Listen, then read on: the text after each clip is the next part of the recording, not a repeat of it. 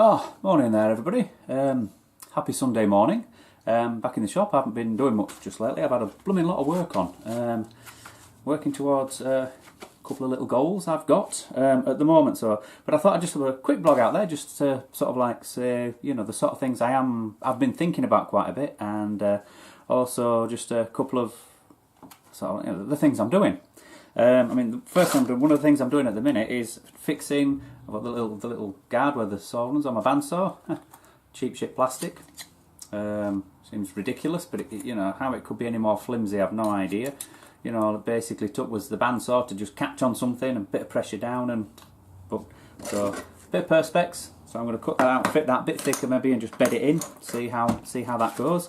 That's a job. I've also been working on my, getting it down on the. Doing my little electrochemical etching, and what I've done is I've actually got some proper stencils, you know, made up with my little name and logo, which I'll be able to show you. So I've been doing a bit of playing with that. I've just tweaked basically the actual, I don't know what you'd call it, the negative electrode, which you touch to the work.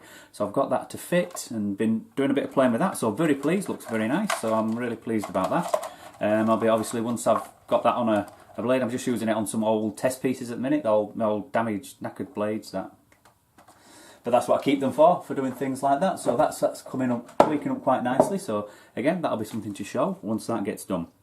The other thing I'm doing at the minute, apart from actually working on some knives, I've got a batch of. I'm partway through two things. I've got 4 knives on the go. One for me, Murray, won't be long, honest. Rob, and Jim. I think Jim, is that Rob and Jim? And that's where I'm at the minute, and I've got some other stuff in the pipeline, so hopefully I'll be able to, you know, that'll be known in a little while. I've got some other little bits in here that I've already sort of like ground out that I keep wanting to. Oh, I can't get with these gloves on.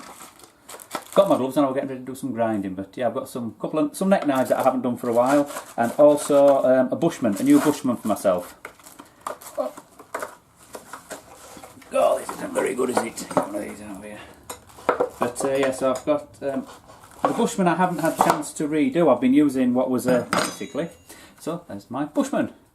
And this is going to be in 2mm with a Scandi grind. So it's going to be a Bushman's Luku. Ha ha! Told you I'm crap at coming up with new things, but I can change what's going. So yeah, so that's a few things. I'll see how those goes as they're coming along. Another big thing I'm doing at the minute, and I've never made any bones or said anything different, that I use jigs when I do my grinding for my bevels. Now, I would like to say, the reason for that is I do quite a lot of the Scandis, and I like the Scandis. Also, when I put the secondary bevels on, I want to know they're exactly whatever somebody has asked for, whether that's 20 degrees, so you've got like a 40 degree included, whether it's 15 or 25, whatever it is, I want to know that that's absolutely spot on, or as close as I can get. However, I do admit, and I do know that, I do believe, you know, the guys who can do this freehand and get stuff spot on, whether they can actually get within 0.5 of a degree of a particular bevel, I don't know. But then I'm quite sure that once you put that onto a sharpening jig, you can, you know, get it spot on. However, I have been doing my freehand grinding because I do believe that, you know, doing some freehand grinding, it is that little bit more difficult, and it's nice to be able to feel things. So I've been doing some higher grinds. That one didn't quite match up, and that's the problem. Sometimes if you don't get it bang on, you sometimes end up chasing and your grind goes a bit higher than you wanted. That's one of the benefits with the jig, it goes to where you put it. Not as easy as some people might think either. It's very easy. So, but when I'm getting the higher ones, I tend to aim, I'll aim a little bit lower, and then that lets me just chase each side a little bit to get it better. So these are all sort of like, you know, the sort of freehand sort of stuff I'm doing. So I would like to say I'm not just throwing everything on a jig. But even if you use a jig, you know, you set your knife up on a jig, put it onto the grinder, and you just put a little bit too much pressure on one side. You're going to dig metal out of the blade. You know, you have to, you don't just slap it on here and... Even using a jig, and any of the guys that do will tell you, you can bugger up a knife just as quickly with one of these as you can doing it freehand. And if you're aiming for a specific bevel, like on a Scandi, or you're getting that point of your secondary bevel, you can't chase them. The higher grind, you could say, oh, I'm going to do maybe a 3/4 grind. And if it's a couple of mil up or a couple of mil down and you think, oh, spot on, then no major harm done. It's fine. It just gives each knife that little bit of individuality. Aim for something for specific, you know, how many guys out there, and I'm sure there are some, but how many out there could actually just grind a bevel on a jig, and you check that with a bevel you know, with an angle guide, and that'd be actually spot on with what somebody wants. But anyway, I use a jig when I'm going to do things like that. However, this is for doing higher grinds. You can just see the little bolts in here and things, and I fasten it to the front. I have one which I've been doing something a little bit higher and just doing a bit of sharpening with. And what I've found is I use little 1/2 mil washers. Well, they're 0.8 I think. Measured them all up, batched them all up. A bit pedantic, I know, but that one, and then you can tweak it till you get that actually completely flat on the platen and it doesn't move around. However, it's a bit fiddly. I mean, the other way is I can actually move the platen on the grinder and set that. That then does actually give me, I put my angle guide on that, and that will give me an exact angle. But then every time I do that, within the next day I'll come in and it needs changing, or I'll come to it and I'll just want to do something really quick, and all of a sudden I want a 90-degree angle and things. So one of my grinders I use for all the corners and stuff because it goes on its side. You know, I tend to use that. That's much easier to move around.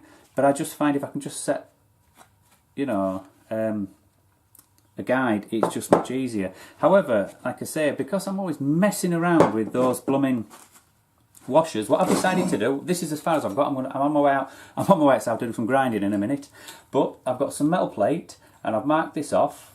These are going to be cut out. I'm going to do a larger one and a smaller one.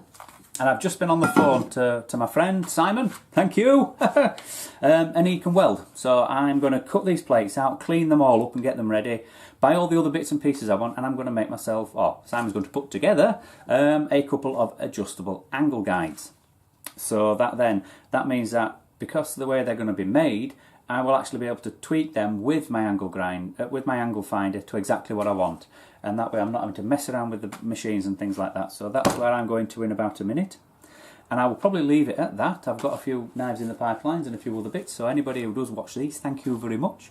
Brian over in the UK said he follows me and he don't follow many. Thank you.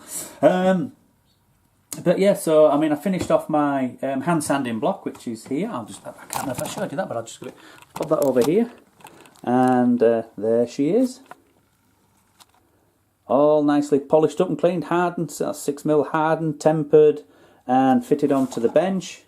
Obviously, that lets me clamp. That's for just screwing on smaller blades. But yeah, but it's great.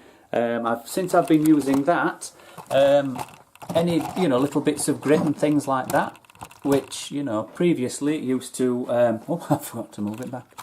Whoa. Wow!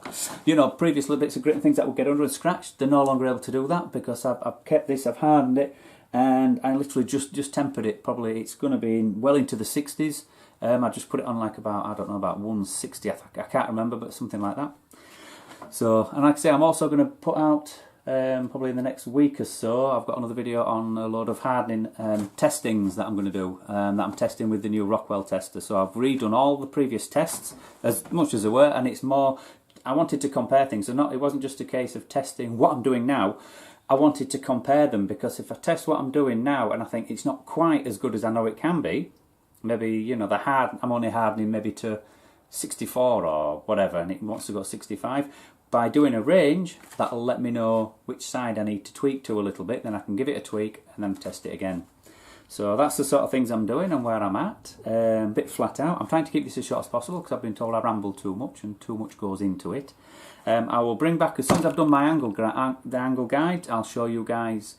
And anybody, I'm having to get a friend to help me with these because I don't weld. Anybody who's got even basic welding experience, I'm sure would be able to do this. And I'll see how they work and what I think of them and things like that. Dirt cheap, old bit of scrappy metal, and then I'll find a couple of hinges and bits and pieces. Other than that, we'll keep on practicing and keep on going and see where things go. So with that, I hope you have a great weekend, guys.